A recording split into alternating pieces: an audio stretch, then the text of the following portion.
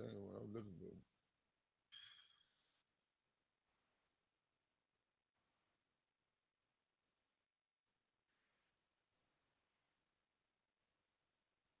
Crime definitely doesn't pay. Crime definitely doesn't. Okay. It's definitely working. Okay, okay. Now, let me see. What's good, world?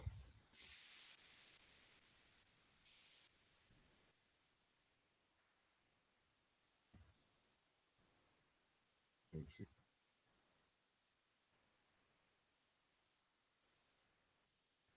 I'm make a new link.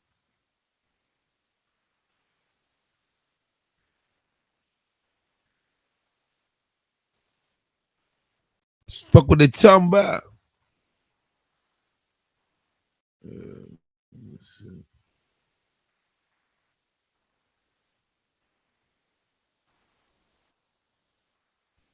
Let me see. My bad. Okay. Hey, Cross, where you at, boy?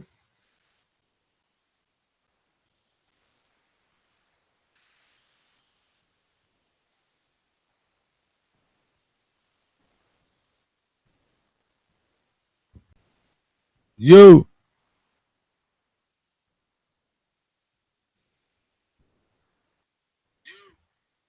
Okay, okay, they can hear me. See, can you hear this?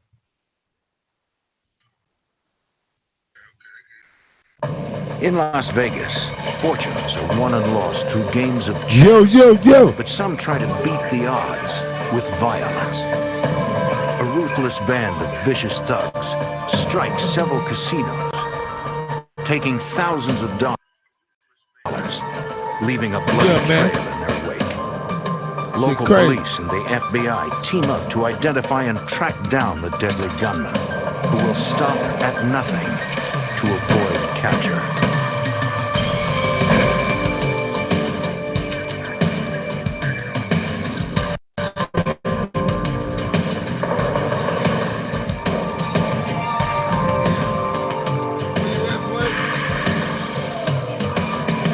I hear you, Cross. Oh, look, I got you. I gotta scroll down.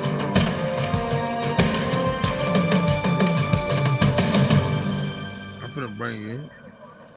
It's the kind of story that Hollywood films are Hey, made listen, of. where you at, though? Okay, you can't Raging see armed right now. robberies of Las Vegas Okay, hold on, let casinos. me hide this. But this was Probably no because I movie. got this playing. I'm Jim Kallstrom, former head of the Where you at?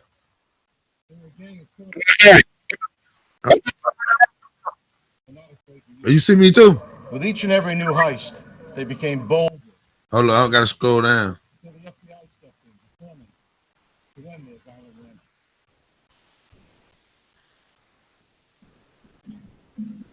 There you go.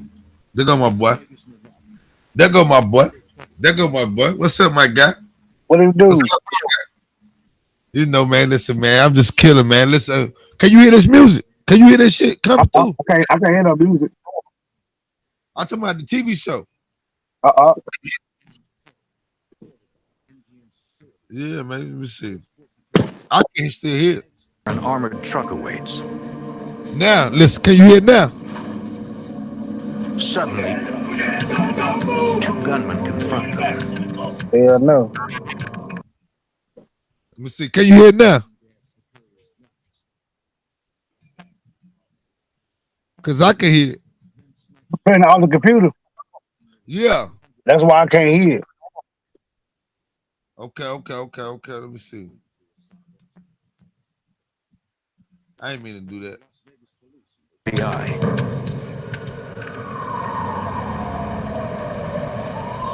Detectives and agents respond to the casino and interview the guards, who give investigators a rough description of their right. Hold on.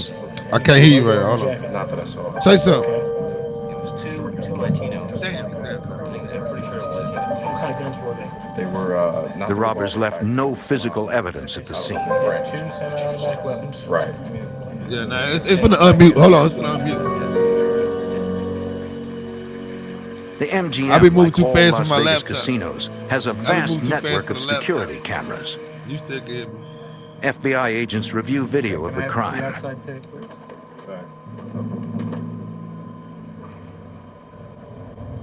Hey, man, talk. Yeah.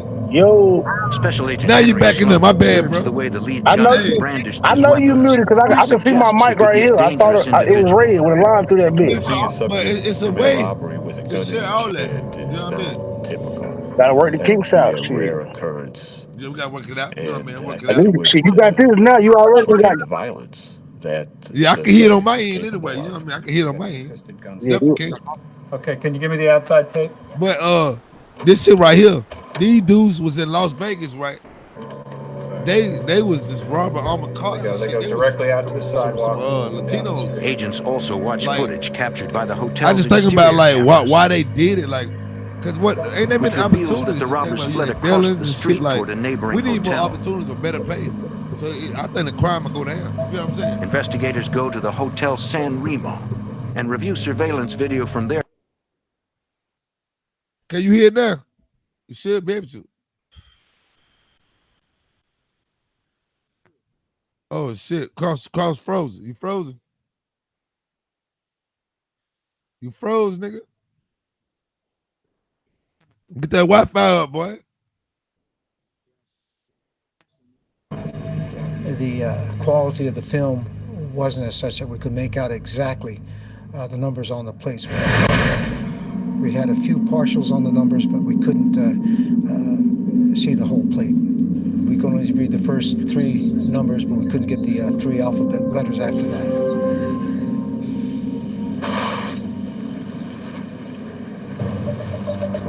Despite I having can only hear. a general description, police begin searching for the getaway truck. However, they are unable to immediately find it. Nearly 2 months later, continued search efforts lead to a break in the case. Yeah. Once again at the San Remo. Now I got it now. I definitely In the got it. casino's parking lot, a Las Vegas Metro yeah, police man. detective locates what looks like the getaway truck. I don't own rights to this shit. The truck's I plate don't own numbers rights match to this. the partial Hope I'm not numbers seen violating on the the guidelines. surveillance tape.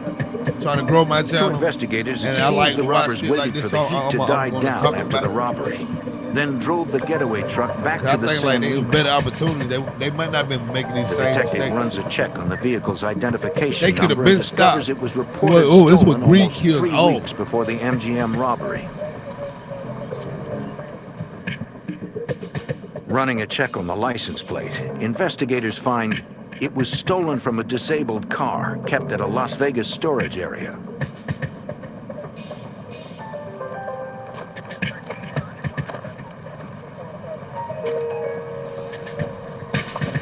Can I help you? Yes, sir. Investigator Fleetwood. We're looking into some thefts that occurred. The manager of the facility tells the Las Vegas Metro Police detective he knows nothing about the theft. He suggests he speak to the watchman who lives at the storage area, Jose Vigoa. There it is, right there. The manager points out Vigoa in the distance.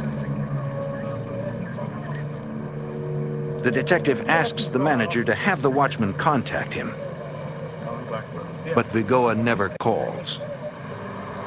Months pass, and the investigation runs out of leads.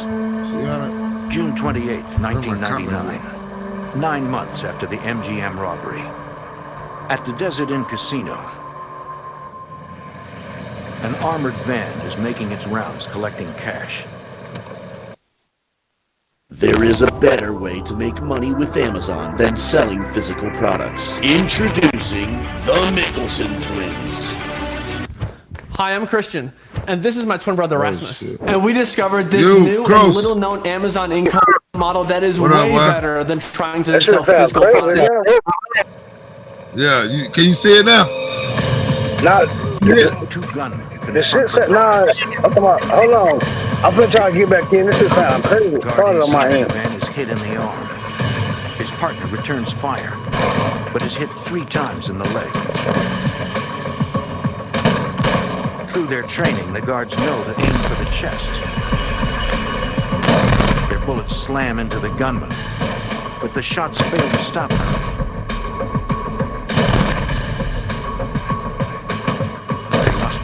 body armor. The guard on the ground manages to get to the safety of the armored vehicle.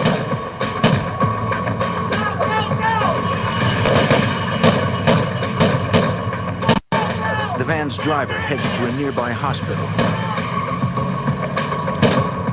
Both guards survive the gun battle. Within minutes, Las Vegas police and the FBI converge at the Desert Inn. I'm trying to see my comments. A casino employee tells investigators she saw the gunman flee the scene in a light-colored SUV, and police put out an alert. FBI Special Agent Richard Beasley studies the crime scene. My initial impression was that it was a very bold attempt to take an armored car. These guys weren't afraid to use the firepower that they had with them.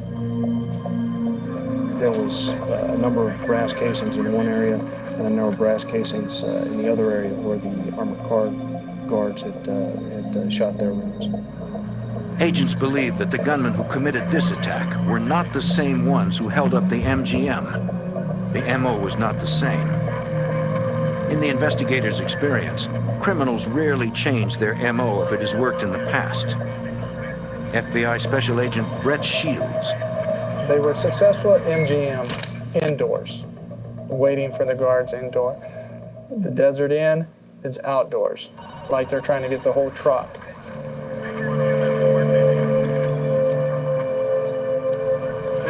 10 minutes after arriving at the scene, Agent Beasley gets a call that the getaway car has been found. I'll be right here.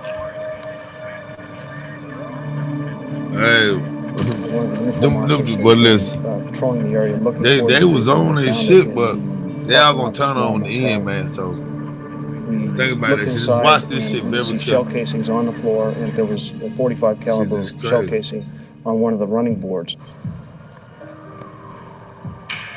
Investigators also find an empty water bottle inside the vehicle.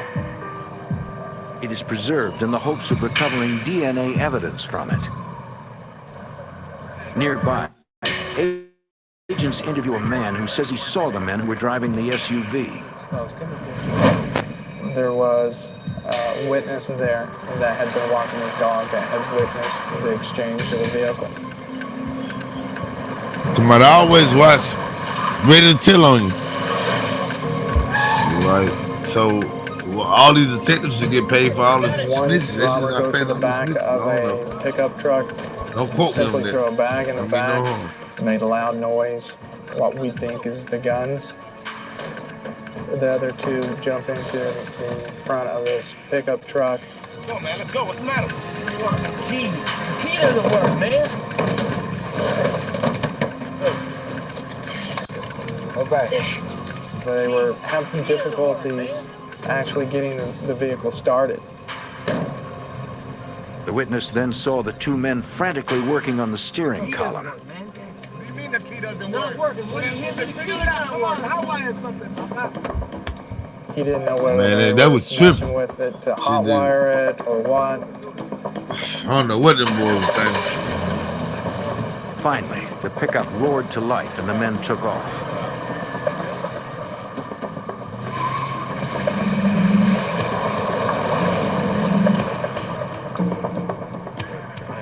Agents wonder why the robbers had to hotwire their own getaway vehicle.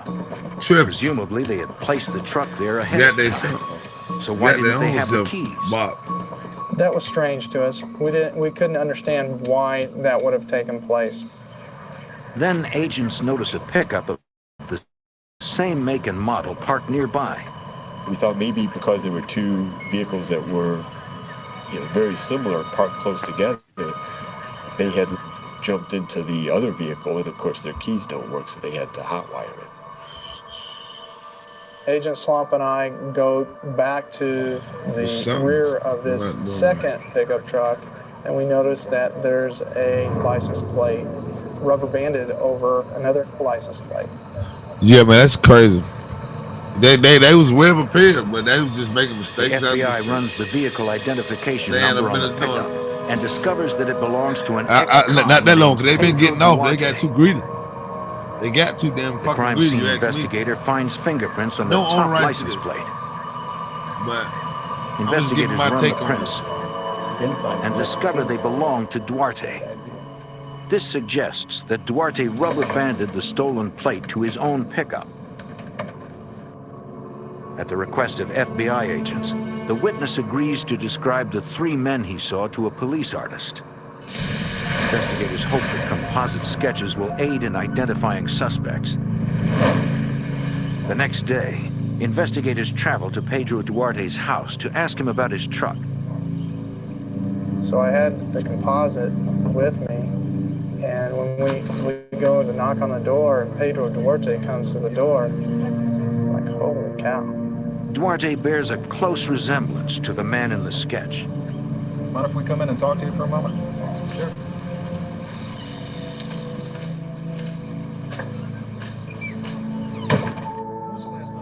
When asked about his truck, Duarte insists that it was stolen. Police records show that it was in fact reported stolen, but that was hours after the attempted robbery at the Desert Inn. His story was that he and his wife had had personal problems, and so he went down just to walk the strip. So he had parked his vehicle and was just walking up and down the strip, and that he had fallen asleep on a bench. Duarte claims that when he woke up, his truck was gone. Duarte. But look at the kid. Oh, look. I call it Gone. You know, just nonsense. None of his story was true. He's just cocky as cocky can be, and his English was fine until we started getting to the harder questions, and then no habla. Duarte suddenly claims he cannot speak English. The Metro Sergeant was even talking to him in Spanish, and there we go. he still claimed that he couldn't understand. It was a very frustrating interview. Discrimination. Investigators are convinced Duarte is involved, but are stymied by a lack of direct evidence against him. We still didn't have any answers. I mean, was he up to no good on the strip? Absolutely. Could he have been doing jewelry robberies or purse snatchings or anything else and try to disguise his vehicle and this just be coincidental? Absolutely. Man, I don't know what you're even talking about, man. So we weren't comfortable enough to arrest him at the time. And we got You heard that? nowhere with the interview. They got nowhere. Nowhere with the interview. Hoping to get a positive identification Crazy. of Duarte, Agent Shields shows a photo lineup to the only witness who has seen the faces of the Desert Inn robbers. My bad. I can't tell. And our witness did not pick him out of a photo lineup. So we had to go back to other means, trying to identify his associates, his money trail. Just kind of a full blitz on Duarte at that point. Full blitz. They coming. In an But effort to gather any crazy. incriminating evidence against They the could have suspect, just chilled. investigators Been set up have surveillance kept on trying Duarte. to be greedy.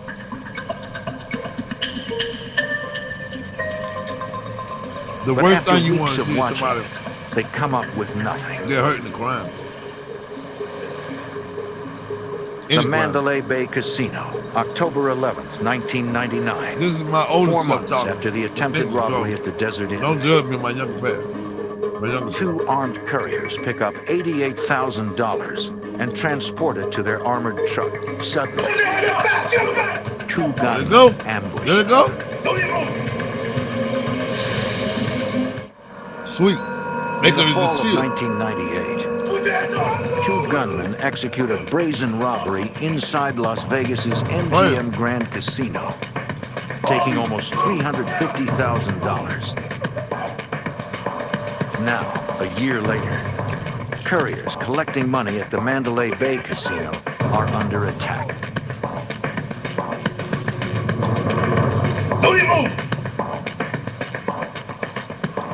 The robbers quickly disarm them and flee with $88,000 in cash. Let's go. Let's go. My bad, man. At the I'm FBI's home. Las Vegas field My office, bad, you feeling on? agents review the surveillance video of the robbery. Special Agent Brett Shields suspects that the gunman who robbed the MGM committed this robbery as well. When we saw the manner of how this robbery had taken place at Mandalay Bay, there was a lot of similarities. The way the approach was That was made, violent, bro. the way the weapons were held, weapons in both hands. That was sloppy. Arms extended, and it did trigger some. They did good and thoughts bad. that the MGM and the Mandalay Bay are connected. Everything was bad about it. Investigators pour over the case, searching for any clue that might have been missed. Special Agent Richard Beasley. Brett Shields and I were in the office. We were talking about the case, what we could do to develop additional leads, make sure all the leads that we had been covered. And I'm looking over his shoulder and I recognize the name on there. Vigoa is the watchman at the storage facility that detectives never got to interview.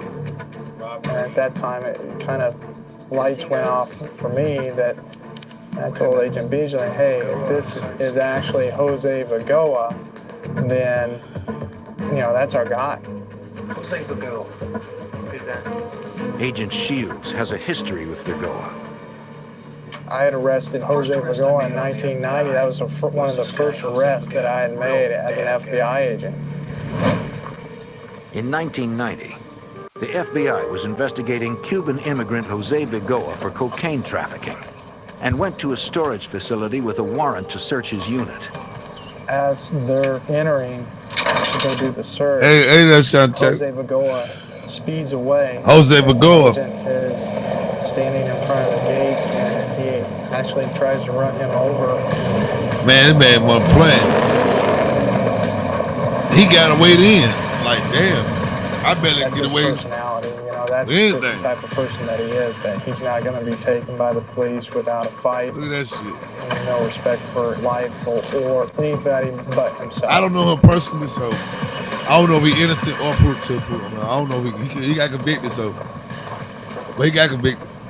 He killed them people, man. Like, I mean, I don't know if he killed them, but you watch this shit, you'll see. Vigoa's storage unit and found a scale covered with cocaine residue and his fingerprints. Like, these people. He was later convicted of drug trafficking and assaulting a federal officer.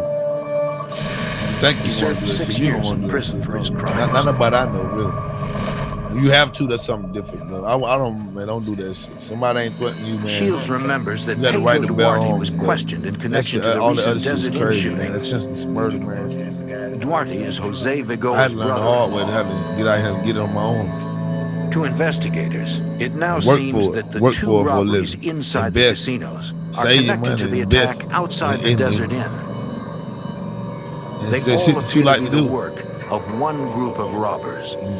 Turn a hobby into some money. Agents decide to show Vigoa's probation officer the casino surveillance video to see if she can identify any of the robbers.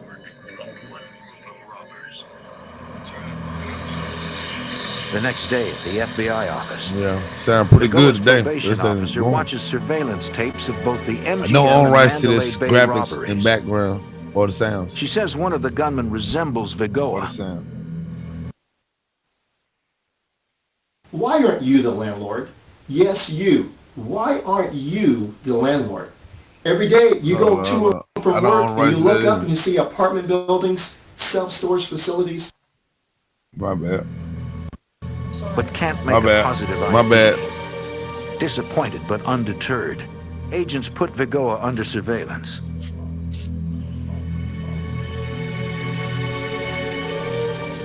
According to his probation officer, Vigoa earns only $10,000 a year and lives in a shack at the storage facility where he works.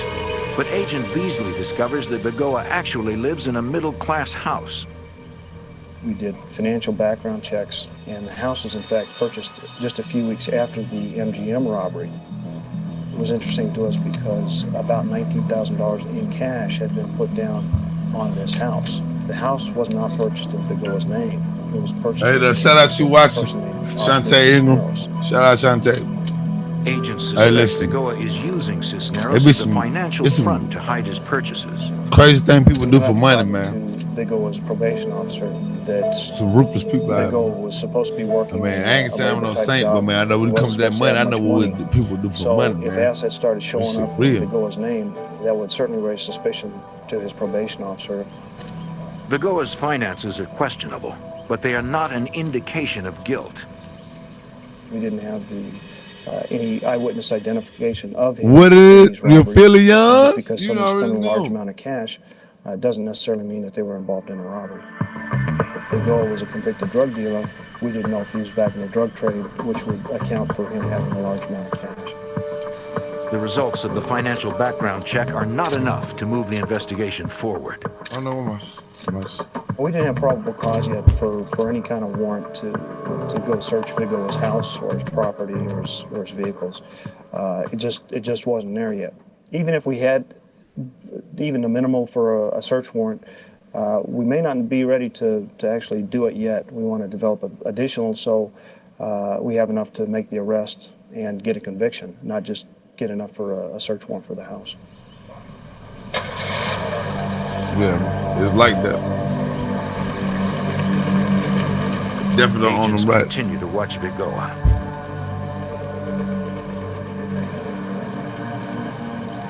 Five months later, on March 3rd, 2000, in the neighboring suburb of Henderson, local police respond to a report of an assault on an armored vehicle in front of the Ross Dress for Less department store. 2 guards are dead. When we arrived, there was police tape up. There's all over the place. Witnesses were scattered, and there was the body of one of the security officers Lord have mercy. Next to the truck. It was not a good scene. Investigators worked to determine the series of events that led to the 2 deaths. We started interviewing people in the parking lot, people watching on YouTube. Businesses. A lot of people had heard the shots. Some people had seen the shots. Some people had seen the vehicle driving away. Everybody had a small piece to the puzzle that we were trying to put together. According to witnesses, around 11:15 a.m., an armored van parked in front of the department store.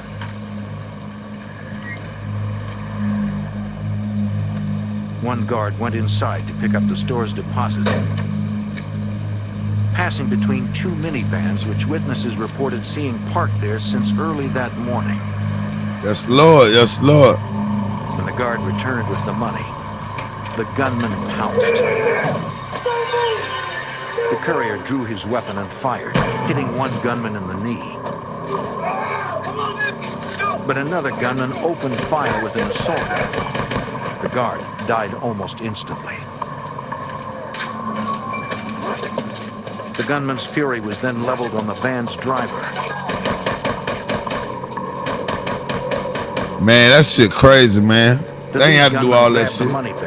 You gonna see what they got. Shit was senseless. All 3 men made their escape in what witnesses described as a beige sedan. Their total take was less than $5,000. $5,000 fucking dollars. That shit fucking sad. The amount of violence used in that crime was just incredible. The number of rounds that were fired and the brutal cold-bloodedness that these security officers were killed was just definitely fucking senseless. The details of the attack lead agents to believe this robbery was perpetrated by the same group they are currently investigating. The lying in wait, the attempt on the armored car, the high-power weapons, the shots fired, it all matched with the Desert Inn attempt. The crime scene technician processes the minivans used by the robbers, but he is unable to recover any evidence that could help identify them. As investigators continue working into the early evening, they experience a moment of unexpected and chilling sadness. When it's getting around 5 o'clock, cell phone starts ringing on the dead guard, and it was just a feeling of emptiness that it's kind of every cop's nightmare, you know, that you're not coming home that particular night. And that shit crazy, man. Your significant other is calling, wanting to know where you're at and why you're not home. The phone kept ringing, and everybody wanted to pick up that phone and talk on the other end. It was just a bad feeling. Bad Investigators fucking at the scene decide to join forces to track down the killers.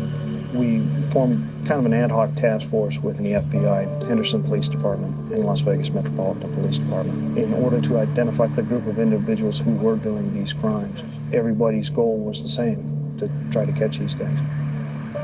But without any evidence implicating their suspects, they will need to move quickly if they are to capture them before they strike again. In Henderson, Nevada, a group of heavily armed robbers continue their violent rampage with an assault on an armored van, killing 2 guards in a hail of gunfire.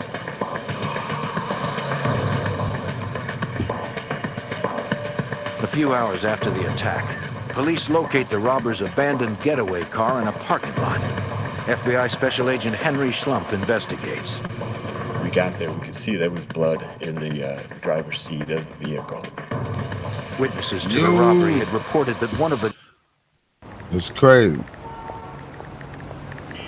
Fly me to the moon, let me play among the stars. Let me see what spring is like on Jupiter and Mars. My bad. Imagine a community where millions share. One of the gunmen has been shot. My bad. The crime scene technician collects the blood as it may become valuable later as DNA evidence. Agents run the plates on the getaway car and the vans left by the killers at the scene of the robbery and find that they were all stolen from a rental car lot. The task force is unable to definitively identify suspects in the robbery, but they are confident it is connected to a string of similar heists over the past 18 months. It definitely is. Those crimes have been tied circumstantially to ex-cons Jose Vigoa and Pedro Duarte, Vigoa's brother-in-law. But without any hard evidence implicating the pair, the investigation stalls. June 3rd, 2000. 3 months after the Ross killings, the Bellagio Hotel and Casino. It's shortly after 6 a.m. Casino employees are counting money in the main cashier's cage. This is robbery!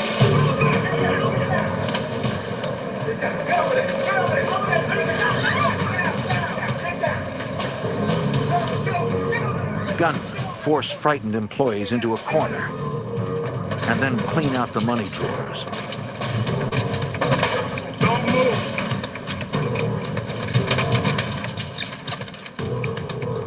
The robbers take over $144,000 in cash. But the gunmen are not finished. They ain't finished yet. They want more. That's crazy. They wanted more. By change booth. This time the robbers allow the cashier to leave. They steal an additional $10,000. The security guard notices the fleeing cashier on a surveillance camera and zooms in for a closer look. They was just wilding, man. They ain't give a fuck. The guard alerts outside. You think you would want to get away with some flee shit? The building through an emergency exit. Ain't give a fuck. There they are.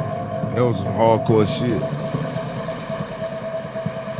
The robbers jump into their getaway van and speed off with more than $150,000. But anyway, they're unaware that we're gonna finish part 2. an unmarked van Listen, are we're gonna following finish this them episode and right here. police. Listen, watch what they do. They gonna do anything to get away. However, once the robbers realize they're being followed, they react with violence.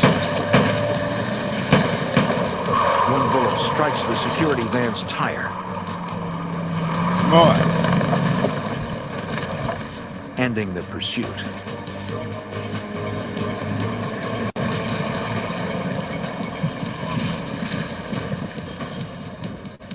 Fortunately, none of the guards are injured. They provide police with the make, model, and license plate number for the vehicle.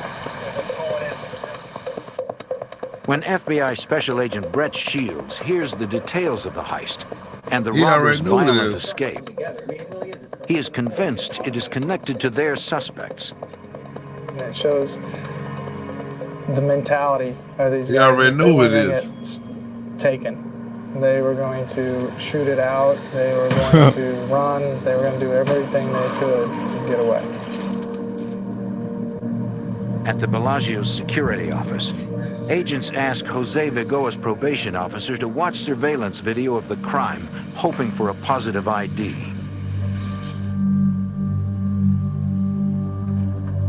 We showed the video, and she said yes. Yeah, man. It's kind of crazy. Doing that robbery. Sure. They were trying to get in, This man. is the break agents need to bring in Vigoa.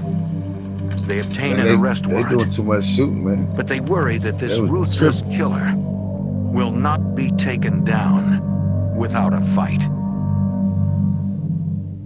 In Can't win. You win for a the little bit. FBI has but finally they give you more identified time than ex-con they give Jose football Vigoa judges. as the suspected leader of a violent band Especially of when you have robbers murdered people, who has bro. already killed I don't think no money worth dying for.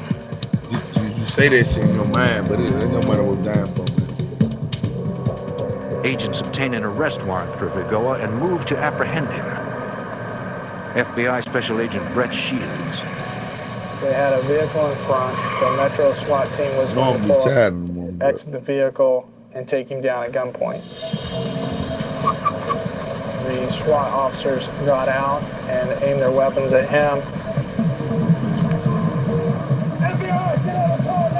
I pulled around the SWAT vehicle. He and we're side by side, and I'm actually showing him my credentials, and he's acting like, who are we? And the vehicle in front of him wasn't close enough to his vehicle, so he was able simply to pull out and to proceed. This dude was tripping, man. He definitely was tripping. He definitely was tripping.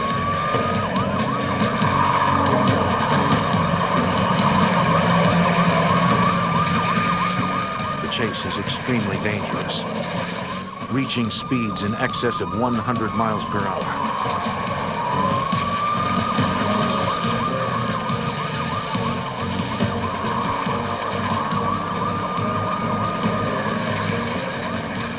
The suspect We're gonna see who refuses got to in slow the car. even for a second. That's how desperate this man was.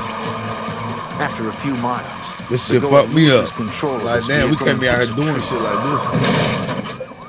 this. He exits the vehicle and flees. People in the car. You don't He's see who in the gone. car. He's jumping over fences. He's going. Certain shit you don't Las supposed to do. Vegas SWAT This is officers one of chase them. after This is a Vigoa no-no. while Agent A Shields big inspects no-no. the wrecked vehicle. To his surprise, No, you he wasn't finds on the way. Vigoa's wife in the passenger seat. He supposed to been jumped out. Quick question for you. What do bad breath and your poop have in common? And did you know that it's related to weight loss? She's taken into custody, but is later released when investigators determine she Man, was they not always think involved the in wife her must have husband's been. crimes. Why we trying to tell no women nothing? So they can tell them? In the backseat, Because they ain't trying to put them in a Agent situation. Shields finds Vigoa's daughter. Shit crazy. His wife is in the vehicle along with his little girl. Total disregard. Daughter for them. back there too, bro. Doesn't care that Shit he's pissed leaving me them off. to face the police Tune in and all the tomorrow. weapons that's going to be We'll drawn wrap on this them. up right up. He's Tune in taking care of tomorrow for the- himself. with the rest of this. Tune in tomorrow. SWAT officers finally catch up to Love y'all, Vigoa. you billions. Gotta get ready for working tomorrow. You know what I'm saying? I'm still gonna hold y'all down. Y'all hold me down, man. Make sure you go subscribe. Your filming podcast, all platforms, Spotify, Amazon Music, Apple Music, iPod Music, iHeartRadio. It's on all platforms, man. I love y'all, man. Peace. Good night. Hold it down, man. Shout out y'all tomorrow. It's up.